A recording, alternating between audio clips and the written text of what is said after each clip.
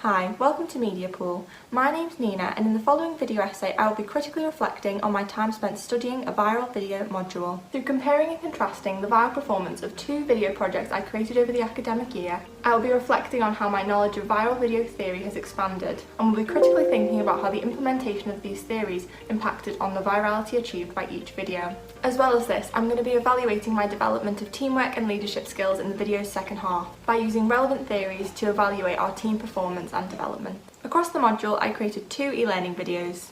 The first was called Immersion in Video Games Made Easy, which gave a quick introduction to the key area of game studies and told the viewer why and how players became immersed in video games. The second video was a group project titled How to Create a Viral E-Learning Video, and talked about Dr. Kerry Trainer's research into the genre of e-learning videos and what drives viewer engagement.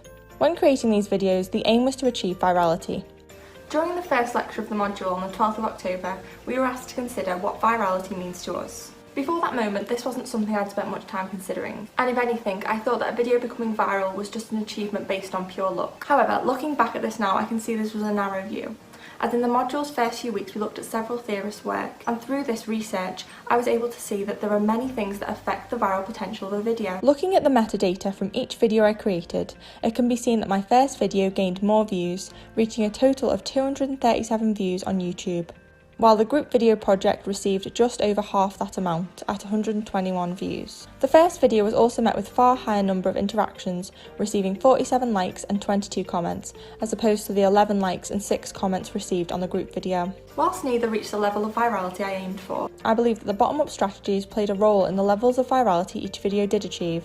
As both videos are e-learning videos replicating the non-formal learning style, I thought it was important to utilise Gao et al.'s research on the characteristics of e-learning videos to improve their chances of virality, in which he claims that videos incorporating pen casting and talking head presentations deliver more effective teaching. Reflecting on the creation of the video, I feel that I implemented one of Gao et al.'s suggestions better than the other. Using VideoScribe, I created many pencast style videos to make key pieces of information visible on screen and easier to understand. I originally considered using PowerPoint slides, but I'm really pleased I took the extra time to animate key sections, as I feel it made the videos much more engaging overall, and they didn't look static like they would have if I'd have used still images. I also made sure to use a talking head presenter as a key component of each video, which I think did give the videos a personal touch that would have been missing if I had only used voiceover. However, when receiving my feedback for the first video, I was told that the lighting is too dark and gloomy. I agreed with my advisor and made sure to have the presenter lit more clearly when creating the group project. Whilst this was an improvement, I think when creating future video projects, I'll invest in a professional lighting system. The lack of vibrancy in both sets of presenter footage didn't allow for either video to be as visually stimulating as I would have liked, and I think that played a role in the lack of virality they each achieved. Whilst planning each video, I also made sure to consider how I was going to incorporate Jonah Burge's contagious characteristics. His STEPS framework, comprising of social currency, triggers, emotion, public, practical value and stories, highlighted many different characteristics that I felt were key to include when aiming for virality.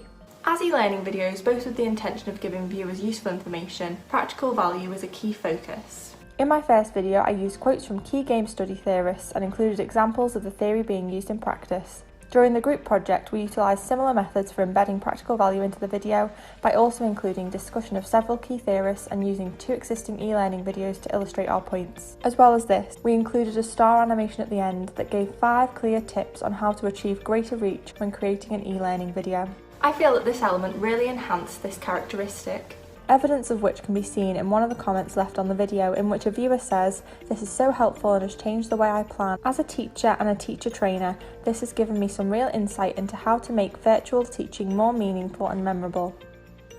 This comment directly shows the characteristic of practical value at work. Whilst I feel that the contagious characteristic of emotion doesn't lend itself as easily to an e-learning video as practical value does, I feel that by including several funny gaming references, the video had the potential to amuse viewers and make them laugh. This can be seen in some of the interactions in which viewers had left light-hearted comments, making their own gaming jokes or expressing their appreciation for the presentation. When reflecting on the achieved virality, I feel that the lack of emotion in the group video arguably explains the lower views and lack of impressions. While it was definitely important for us to focus on explaining the department's research, I think we undervalued the other contagious characteristics. If I were to create a similar video again, I would make sure to embed more elements of emotion into the video. I feel that an added element of humour would have influenced people to like, comment and share it with their friends, thus allowing the video to achieve greater reach. Whilst I think Burge's Steps framework is a useful tool when considering the contagious characteristics of a viral video, I did find some issues when using it in practice. I think that while certain viral videos such as Gangnam Style incorporated every characteristic and achieved virality, the expansion of new platforms such as TikTok has hosted videos that achieve mass virality with only one or two contagious characteristics. With this understanding, I feel as though certain characteristics such as emotion hold more weight, and Burge's theory would therefore be more useful with the consideration of how often each characteristic aids in virality. This expansion of the framework would have been really useful when planning and producing our group project,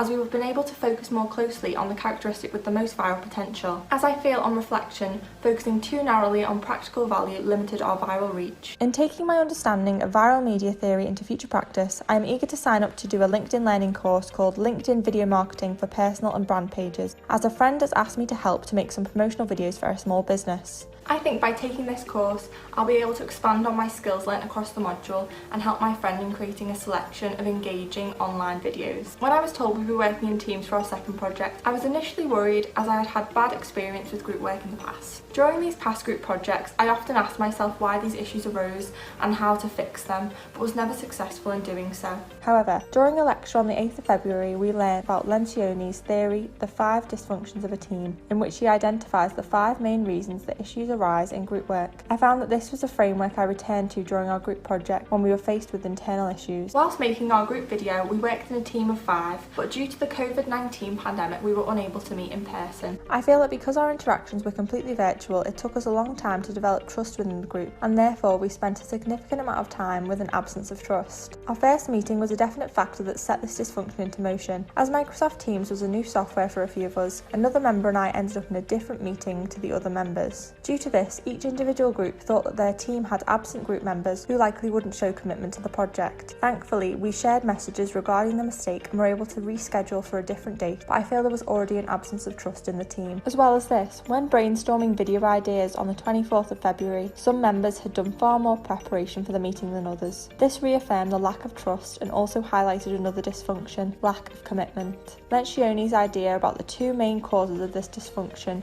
are a need for consensus or certainty. I feel in our case it was a lack of certainty that led to the development of this dysfunction. At this point in the project, we were unsure which direction to take the brief, and due to the lack of trust, I felt disheartened and concerned about what we were going to be able to produce under the circumstances.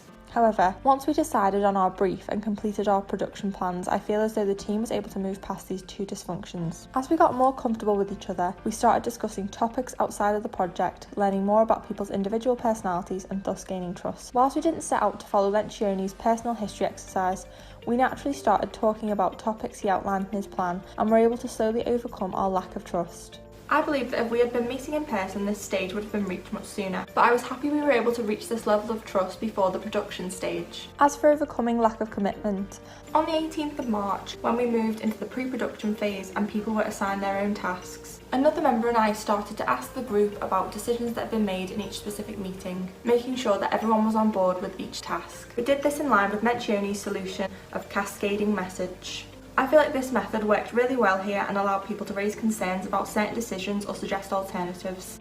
In doing this, we were able to confirm that everyone was happy moving forward with their individual tasks, and I feel that the team showed a greater level of commitment from this point onward. I think another factor that caused issues in the early stages of production was a definite lack of leadership style. As we were still getting to know each other and there was still an absence of trust, on reflection I think that I found it difficult to take on any of Gordman's 6 styles of leadership during planning, mostly because I didn't have the confidence. However, after overcoming this lack of trust, I felt that it was important that I take on a leadership role. I think I most prominently embodied the democratic style. This can be seen in the collaborative approach to editing our video, in which I asked for people's views, suggestions and input over Facebook message when making creative decisions. Despite not every team member actively being able to edit the video due to students studying internationally, I feel that this leadership style allowed for everyone to raise any concerns and resulted in a final product that we all felt comfortable submitting. Despite my initial worries and the issues we faced, I feel that the group project gave me vital skills that will be easily transferred into a job in the creative industry. I hadn't considered many theoretical viewpoints of teamwork and leadership before this semester, and feel that Lencioni's method for slowing dysfunctions will be very helpful when completing future group work. I will definitely be taking my democratic leadership style forward into future work, as I feel that it was key in creating a happy, committed and harmonious team. Thank you for watching my reflective essay on my time spent studying the viral video module, and I hope this gave you an insightful look into my development of knowledge and skills across the past year.